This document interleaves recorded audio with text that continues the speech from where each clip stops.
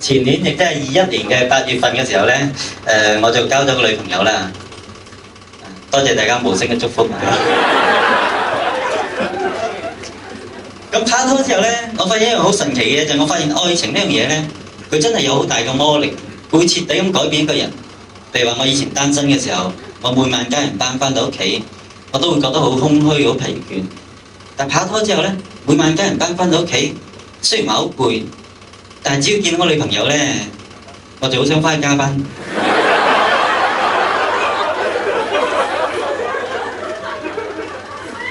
所以我發現愛情入邊有個規律，就係當個人佢單身嘅時候咧，佢會愛好多人，佢會恨好多人。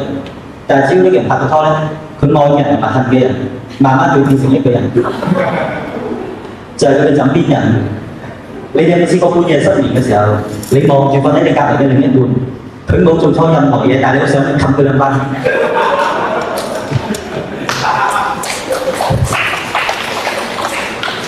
你哋有冇試過？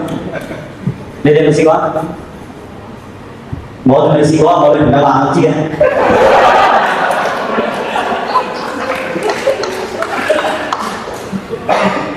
佢話我琴晚親人冚死你，同你講。所以我哋覺得，如果話談戀愛呢件事咧係需要考試嘅話咧，即係我覺得我女朋友係好多試題都唔識做。舉個例子嚟話，第一題選擇題問：當你半夜失眠，你看着睡在你旁邊的男朋友，你好想冚他兩巴的時候，你會怎麼辦 ？A. 不要打他，大家都是有阿媽生的。B. 打到佢阿媽都唔認得。C. 話俾自己知打人哋犯法的。D. 屌犯法咪犯法咯。我知我女朋友呢個人條選 B 同埋 D 嘅。咁我拍拖之後咧，我屋企人就好開心啦，尤其係我媽。我媽成日催我早啲結婚，成日催我早啲拉埋天窗。佢唔單止催我結婚啦，佢仲不停催我早啲生 BB。佢成日同我講話，因為佢同我講話佢好想抱孫啊嘛先。咁佢成日同我講話，你唔生仔，你老咗會好心噏㗎。咁生咗仔，未老就已經心噏啦。啊！你真係你咩都唔叻，你駁嘴你叻，你而家咪有心噏咧？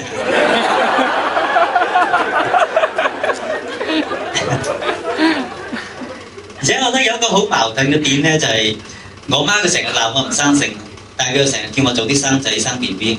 咁我就話：你都話我唔生性啦，我咁唔生性，我點生仔點做唔老豆啫係嘛？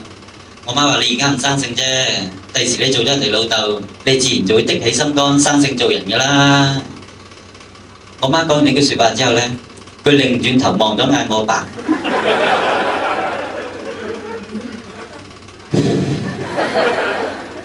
生唔生霸就咧？我唔知大家從我啱先嘅講述入邊可唔可以聽出嚟，就係我呢段感情出咗啲問題係咪？所以舊年嘅12月份嘅時候咧，我哋就分咗手啦。唔使沉重，又唔係你哋造成啊！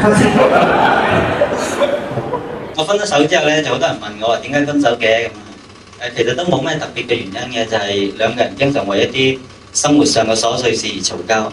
咁嘈到後尾嘈唔喐啦，咁大家就覺得不如分開啦咁樣。所以我而家覺得，如果兩個人仲可以嘈交嘅話咧，其實係一件好幸福嘅事嘅。最驚就係連嘈交都唔想嘈。咁所以我前一排翻鄉下見到我爸媽嘈交嘈得好犀利，我當時我就覺得，哇！真係神仙眷侶啊！我甚至好想為佢哋吶喊助威，俾心機啊爸！快啲講粗口鬧佢啦！加油啊媽！實在唔得就甩口水。啊！你哋兩個又係嘅，嘈咗咁耐都唔識得立架撐。而分咗手之後咧，就係會遇到好多難題啦。例如話，我首先遇到嘅一個問題就係，我而家嘅心態變得好奇怪。我而家好似覺得好多嘢都冇所謂，好多嘢都唔在乎咁，求其啦，是但啦咁呢種心態。牛奶過咗期當酸奶飲咯。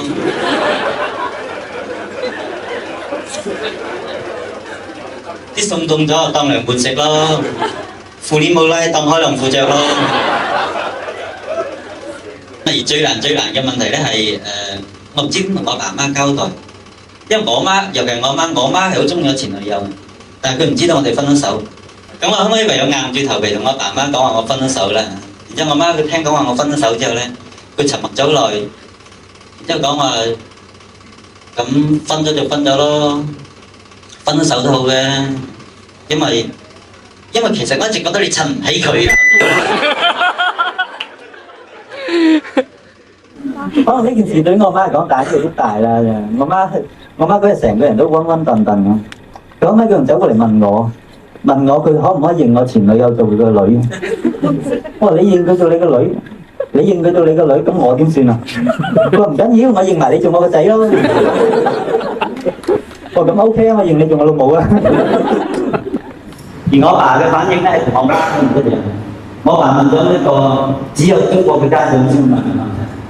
佢問我喺呢段感情入邊，你學到啲咩啊？